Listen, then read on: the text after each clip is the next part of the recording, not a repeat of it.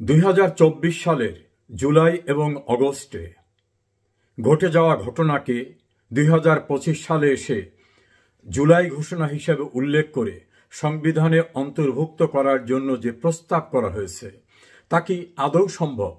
সংবিধান কি বলে? এ কারণে এই বিষয়টি নিয়ে আমার আজকের আলোচনা।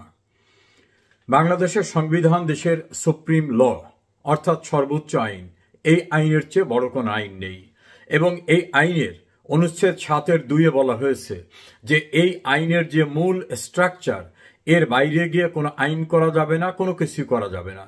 যদি কিছু করা হয়, যতটুকু সংবিধানের সঙ্গে সাংঘর্ষিক ততটুকু অবৈধ, বেআইনিভাবে ঘোষিত হবে। এবং এই সংবিধানেরই 7-A অনুচ্ছেদে বলা হয়েছে যে সংবিধানের বিধিবিধান উপেক্ষা করা বা বিধিবিধানের প্রতি মানুষের ঘৃণা সৃষ্টি করা অথবা তার পরিপন্থী অন্য কোনো কিছু বেআইনিভাবে করার চেষ্টা করা হলে সেটাকে রাষ্ট্রদ্রোহিতার অপরাধ হিসাবে গণ্য করা হবে এবং রাষ্ট্রদ্রোহিতার অপরাধে কি দণ্ড হতে পারে সেটা উল্লেখ করা রয়েছে। আমরা সেই আঙ্গিকে যদি আলোচনা করি, জুলাই আগস্টে গণতান্ত্রিকভাবে নির্বাচিত একটি সরকারের বিরুদ্ধে একটি আন্দোলন হয়। সেই আন্দোলনের ভিত্তিটা কি ছিল? সেটাকে বিপ্লব বলা আদৌ যাবে কিনা? আন্দোলনকারীদের দাবি ছিল কোনো কোঠা প্রথা থাকতে পারবে না। যে সময় আন্দোলনটা করা হয় সেই সময় কিন্তু আদৌ কোনো কোঠা ছিল না। অর্থাৎ 2018 সালে প্রধানমন্ত্রী শেখ হাসিনা কোঠা পদ্ধতিকে বিলুপ করে দেন। তাহলে সরকার এই যারা আন্দোলনরত তাদের যে চাওয়া, সেই চাওয়াটাকে পূরণ করেছিলেন 2018 সালে। পরবর্তীতে একটি মামলা হয় হাইকোর্টে। সেই মামলার বিষয়টায় সরকারের ডাইরেক্ট কিছু করার ছিল না, বরং সরকারের পক্ষ থেকে হাইকোর্টে নিবেদন করা হয় যে এই সিদ্ধান্তটি সরকার নিয়েছে, এটা নীতিগত সিদ্ধান্ত, এই নীতিগত সিদ্ধান্তে হাইকোর্ট হস্তক্ষেপ করতে পারে না। অর্থাৎ কোঠা থাকবে না, এই যে সরকারি সিদ্ধান্ত, সেই সিদ্ধান্ত যাতে বহাল থাকে সেজন্য আদালতের কাছেও সরকার পক্ষের নিবেদন ছিল। তার ধারাবাহিকতায় বিভিন্ন রকম ঘটনা প্রবাহ সৃষ্টি করে পরিকল্পিতভাবে সরকারের পতনের জন্য এক দফা দাবি উপস্থাপন করা হয়। ইতোমধ্যে এই অযৌক্তিক দাবি, অযৌক্তিক এই কারণে বলছি যে যখন বলা হচ্ছে কোঠা বাতিল করতে হবে, তখন তো শেখ হাসিনার কাছে কোঠা ছিল না, প্রধানমন্ত্রীর কাছে আদৌ কোনো কোঠা ছিল না। বিষয়টা ছিল আদালতের বিচারাধীন। তা আদালতেও শেখ হাসিনার পক্ষ থেকে বলা হয়েছে সরকার কোঠা থাকুক, এটা চায় না। তাহলে সরকারের বিরুদ্ধে অভিযোগের জায়গাটা কোথায়? তারপর সরকারের বিরুদ্ধে আন্দোলন করে এক দফা সরকারকে ক্ষমতাচ্যুত করতে হবে। এই প্রসঙ্গে শেখ হাসিনা প্রধানমন্ত্রী হিসাবে বারবার বলেছিলেন যে তাদের দাবি আদৌ কোটার বিষয় না। তারা জামাত, বিএনপি, শিবির নেপথ্যে থেকে তাদের টার্গেট হলো সরকারের পতন ঘটানো। অন্যথায় কোটা আমার হাতে নাই, আর আমি কোটার পক্ষে কখনো না। আমি সিদ্ধান্তই দিয়ে দিয়েছি যে কোটা থাকবে না, তারপর কেন আমার বিরুদ্ধে আন্দোলন?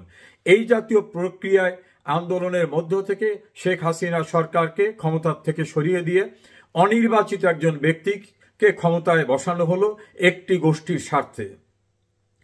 পরবর্তীতে দেখা গেল যে শেখ হাসিনা যে আশঙ্কা করেছিলেন সেই আশঙ্কাই যথার্থ।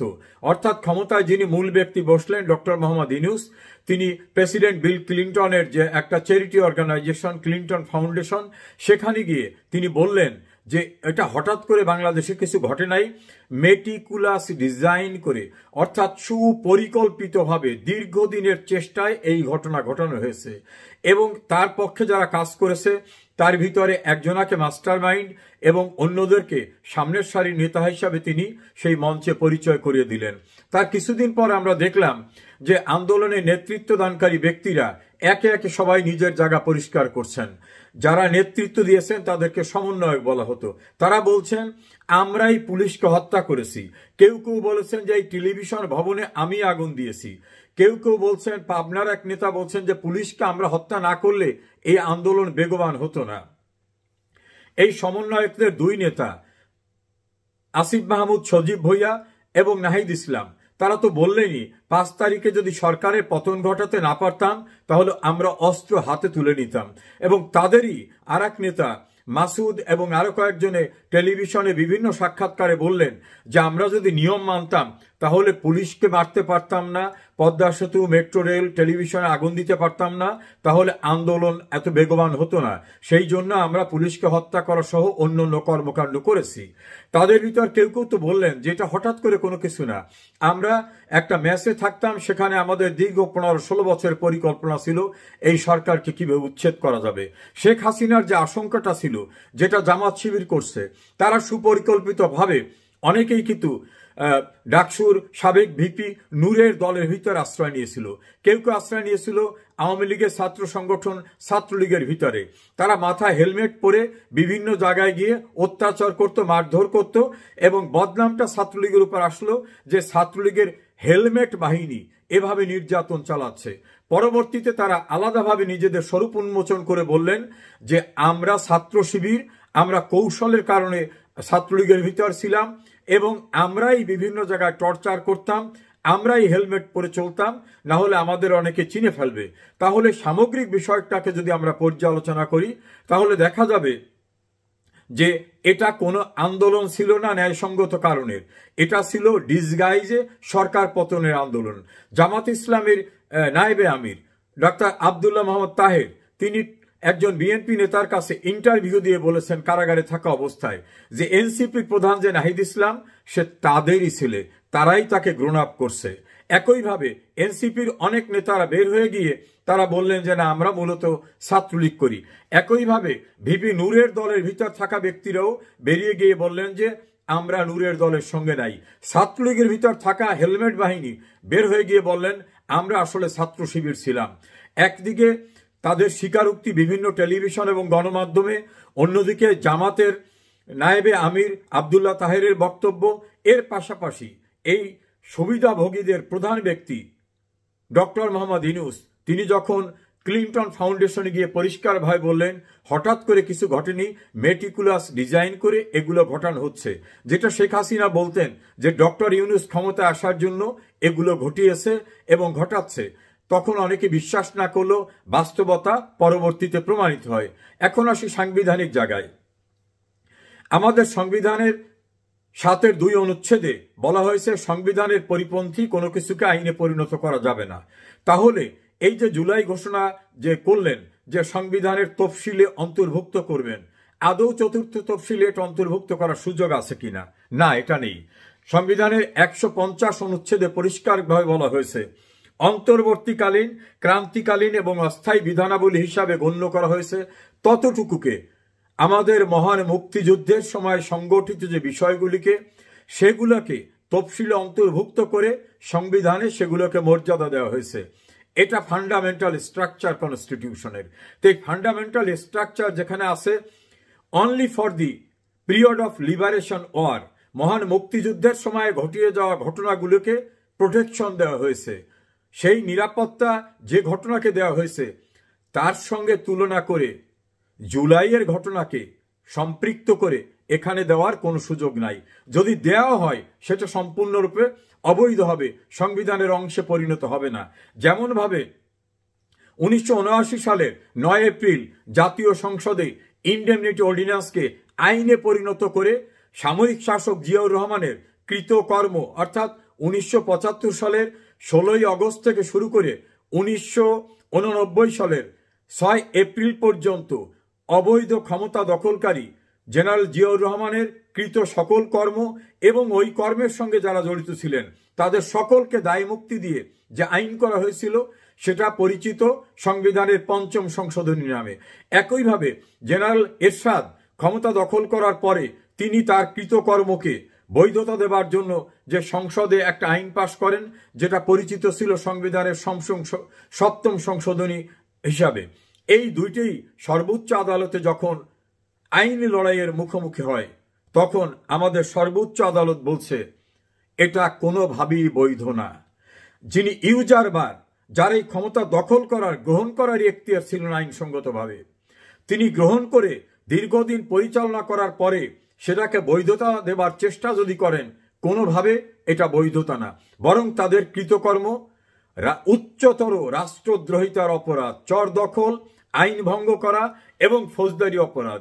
5ম সংশোধনী মামলায় সর্বোচ্চ আদালত এ জাতীয় সংবিধান লঙ্ঘনের অপরাধকারীদের জন্য আইনি শাস্তির ব্যবস্থা সংরক্ষণ করার জন্য পার্লামেন্টকে নির্দেশ দেন। তার আলোকেই কিন্তু সংবিধানের 7-এর এ অনুচ্ছেদ সংযুক্ত হয়।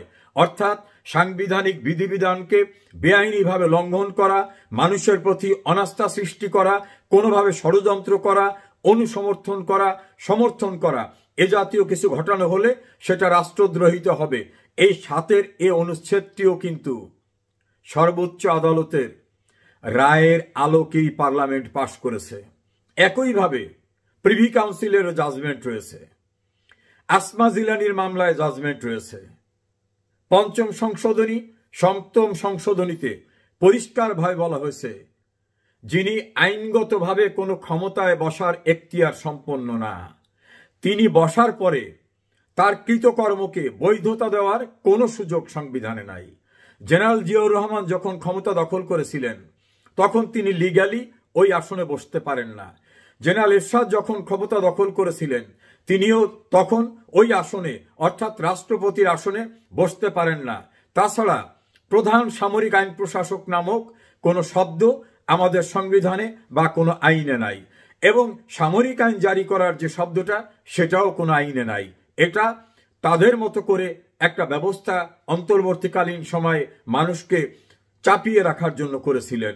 আমাদের সর্বোচ্চ আদালতের জাজমেন্টে এগুলোকে সম্পূর্ণ অবৈধ বলা হয়েছে। এবং খুব ইন্টারেস্টিং হলো, আমাদের আদালতের রায়ে এই বিষয়গুলিকে যেভাবে বলা হয়েছে তাতে বলা হয়েছে সামরিক শাসন প্রবর্তন অবৈধ, এবং এই জাতীয় অবৈধ কর্মকাণ্ডের সঙ্গে প্রত্যক্ষ পরোক্ষভাবে যারা জড়িত তারা সকলেই উচ্চতর রাষ্ট্রদ্রোহিতা, সংবিধান লঙ্ঘন, বিশ্বাসঘাতকতা এবং দণ্ডনীয় অপরাধ হিসাবে গণ্য করা হবে।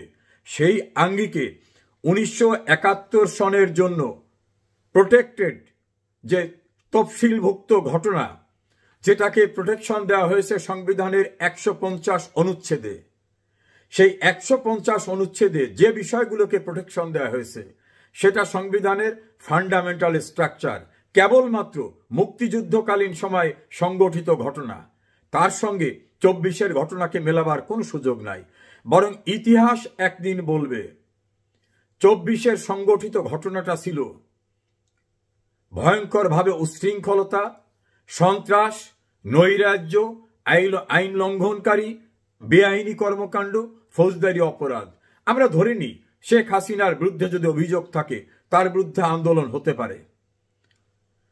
গণভবন যেটা রাষ্ট্রীয় সম্পদ, জাতীয় সংসদ ভবন রাষ্ট্রীয় সম্পদ, মেট্রো রেল, পদ্মা সেতু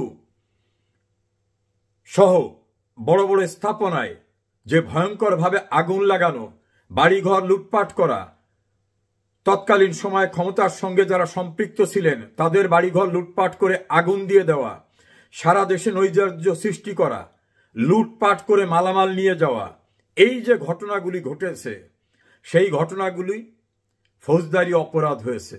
এটাকে বিপ্লব বলার কোনো অবকাশ নাই। পৃথিবীর কোনো দেশে এভাবে লুটপাট করা, রাষ্ট্রীয় প্রতিষ্ঠান ধ্বংস করা, মালামাল নিয়ে আগুন দিয়ে দেওয়া, নৈরাজ্য সৃষ্টি করে রাষ্ট্রীয় সাংবিধানিক দায়িত্বরত কর্মরত পুলিশকে নির্বিচারে হত্যা করা, পুড়িয়ে মারা, এটা কখনো বিপ্লব হিসাবে পৃথিবীর কোনো দেশে, উপমহাদেশে নাই, পৃথিবীর কোনো দেশে নাই। ফলত 2024 সালের জুলাই আগস্টের ঘটনা সাংবিধানিক দৃষ্টিকোণ থেকে 5ম সংশোধনী, 7ম সংশোধনী, প্রিভি কাউন্সিলের মামলা, আসমা জিলানির মামলায় যে নির্যাস রয়েছে সেই নির্যাসের আলোকে বলা যেতে পারে 2024-এর জুলাই আগস্টের ঘটনা ছিল পরিকল্পিতভাবে গণতান্ত্রিক উপায়ে নির্বাচিত সরকার উচ্ছেদের অপরাধ। এটা কোনোভাবেই বিপ্লব না। আজ হোক কাল হোক একদিন স্বীকৃত হবে যে এটি ছিল সুপরিকল্পিত ষড়যন্ত্রের অপরাধমূলক ঘটনা। কখনোই এটা বিপ্লব হিসাবে গণ্য হবে না। এবং বাংলাদেশের সংবিধানে